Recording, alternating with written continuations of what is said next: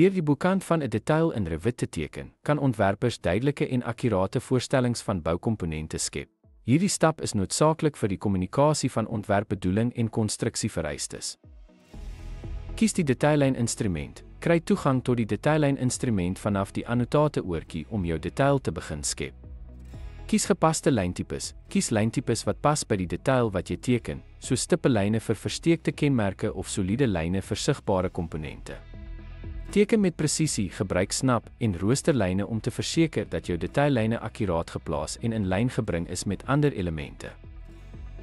Inkorporeer verwysingsvlakke. Gebruik verwysingsvlakke om die geometrie van die detail te definieer en verseker dat komponente korrek geposisioneer is.